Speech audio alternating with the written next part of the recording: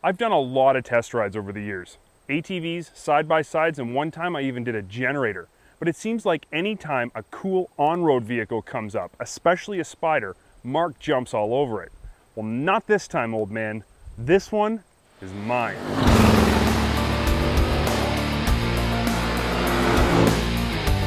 This season I've made a point of spending as much time on the Spyder as possible.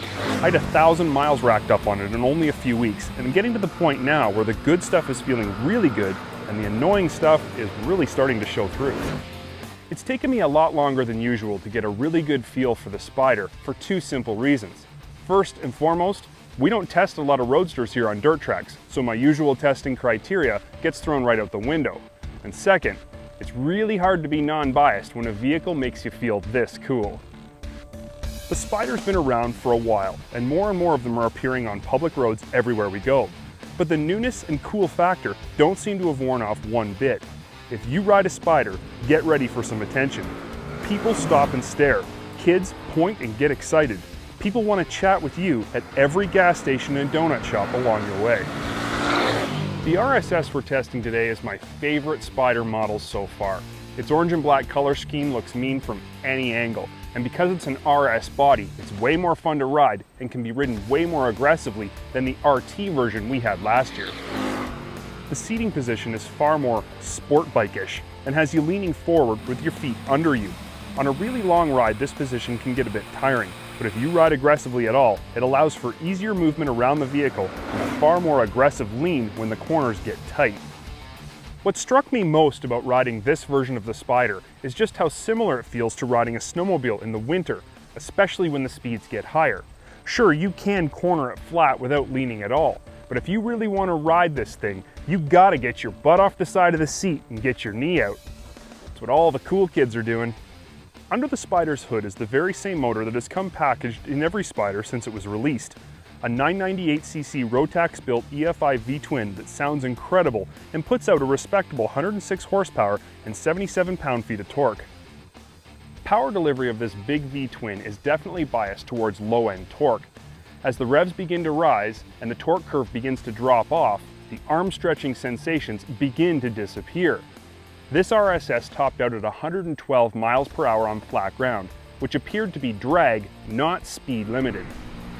In the future, I think Can-Am would be doing themselves a favor by adding both higher and lower performance variations in the Spyder lineup. Many who ride the RSS we have comment on how fast it is and how much power it has. On the other hand, many people comment on how they expected more power. Either way, the Spyder is the most stable and controllable vehicle I've ever ridden on the road. Vehicle stability system, stability control, traction control, anti-lock brakes, and power steering add up to a riding experience that abounds in confidence, but to be perfectly honest, lacks a little bit of excitement if that's what you're after. Simply put, you can't get the Spyder out of shape. It won't do it, even if you want it to. It will spin its rear wheel to a max of 30 miles per hour, but if the vehicle starts to slide sideways while it's spinning, the stability control shuts her down. Straight out burnouts are all the hooligan type riding you'll be doing on a Spyder. To be fair, this vehicle's target audience is not the rubber-laying, power-sliding, neighbor-annoying crowd. The Spyder is targeted at a far more sophisticated and laid-back rider. But let's be honest, it does feel good to get a little sideways once in a while.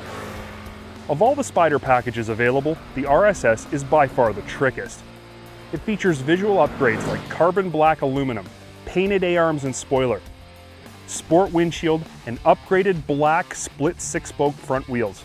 But it's really the suspension that makes this package worth the extra bling. A set of Fox Podium gas-charged shocks up front provide an extremely well-controlled ride on even the roughest pavement.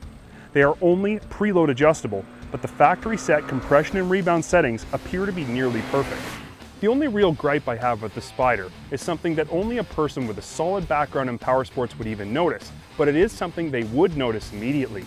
The 4-piston front and single-piston rear brake calipers are amazing. Stopping power is not a problem, and standard anti-lock programming will keep you straight no matter what. But there is only one brake lever on the whole vehicle. It's under your right foot. Anyone who has ever ridden other motorized vehicles will constantly be reaching for a front brake lever on the right side of the handlebars.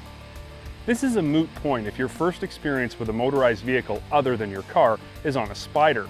You'll feel right at home. And once you get used to braking with only your right foot, it does become second nature.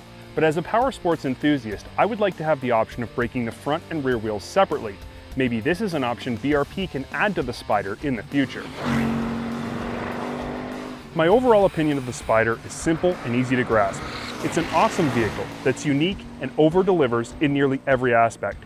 If looks could kill, it would be deadly. If safety is first, it's the winner. If quality is king, it gets a crown. If you're a die-hard two-wheel guy, the Spyder's flat cornering may not be to your liking. But if you're a person who has little experience on a motorcycle, or someone who just wants a more stable ride that's every bit as exciting as BRP promises it will be, the Spyder definitely has a place in your garage.